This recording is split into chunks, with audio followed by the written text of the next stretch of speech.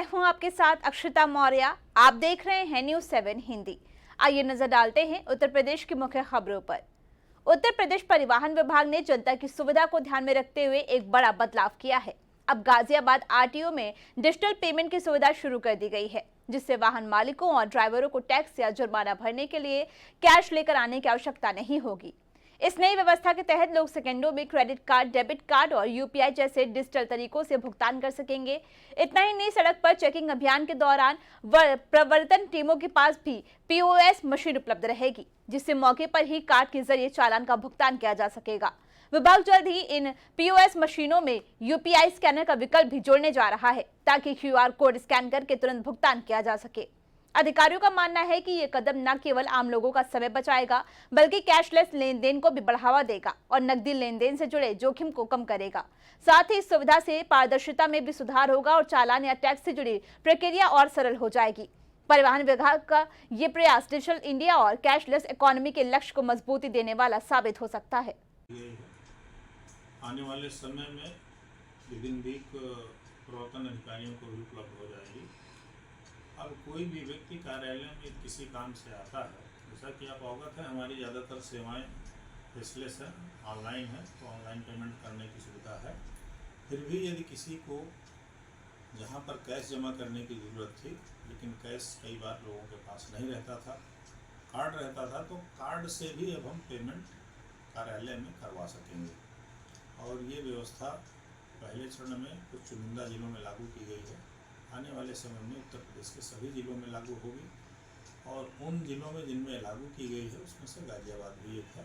लखनऊ में पहले से लागू है, गाजियाबाद में भी लागू होगी, बाकी जिलों में भी बहुत ही जल्दी लागू हो जाएगी। सर, बात करें कार्ड की, तो ये कार्ड किस तरीके से अप्लाई किया जाएगा? क्या ऑफलाइन होगा या ऑनलाइन? देखिए, आप जैसे कभी परफ्यूम की दुकान में जाते हैं या कपड़ा खरीदने जाते हैं, तो एक पीएसओ मशीन होती है, कार्ड उसमें स्वैप करके और आप उससे पासवर्ड आपका लिया जाता है, और उसके बाद आपका जो अमाउंट है वो संबंधित दुकानदार या संबंधित डीलर आपके अकाउंट से ट्रांजैक्शन कर लेता है। ठीक वही व्यवस्था हमारे यहाँ, मान लीजिए आप कोई गाड़ी की आपकी किसी तरह का जुर्माना जमा करना है या कोई अन्य फीस है जहाँ ज़रूरी है, आप नहीं जान बाहर से कट पा रही है आपकी फीस, तो उसको आप यहाँ कर सकते हैं। सर, तो इसका क्या उद्देश्य रहा होगा?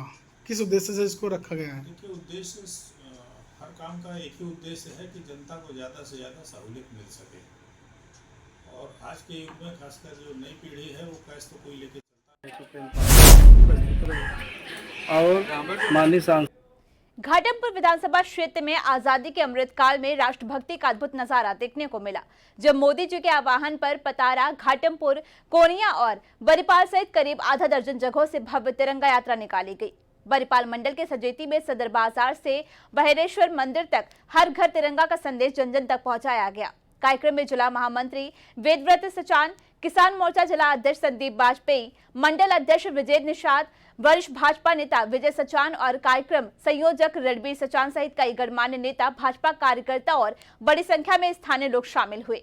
सभी ने संकल्प लिया कि 13 से 15 अगस्त तक गर्व और सम्मान के साथ अपने घरों पर तिरंगा फहराकर राष्ट्र प्रेम की भावना को और प्रबल बनाएंगे। पासवान जी उपस्थित रहे और माननीय सांसद जी को भी कार्यक्रम के विषय में जानकारी दी गई थी, तो उन्होंने अपने प्रतिनिधि के रूप में बड़े भाई चंद्रभान सिंह परियार, जो पूर्व जिला अध्यक्ष प्रधान संघ के, उनको भेजा। और जिला महामंत्री वेदव्रत सचान जी भी रहे, भाजपा के वरिष्ठ नेता विजय सचान जी भी इस यात्रा में शामिल रहे। चंद्रभान सिंह परियार जिला का पूर्व प्रधान संघ का अध्यक्ष, जिससे फिर प्रदान करते हैं। आज की तिरंगा यात्रा भारतीय जनता पार्टी के द्वारा जो पूरे प्रदेश और देश में शहीदों की याद में कार्यक्रम कराए जा रहे हैं, उनको याद करते हुए पार्टी की नीतियों को जन जन तक पहुंचाने के लिए कार्यक्रम चल रहा, तो उसी के तहत हमारे जिले के जिलाध्यक्ष उपेंद्र पासवान जी के द्वारा आज का कार्यक्रम आयोजित किया गया था। और माननीय सांसद जी को। उत्तर प्रदेश की मुख्य खबरों में फिलहाल इतना ही। बने रहिए न्यूज़ 7 हिंदी के साथ।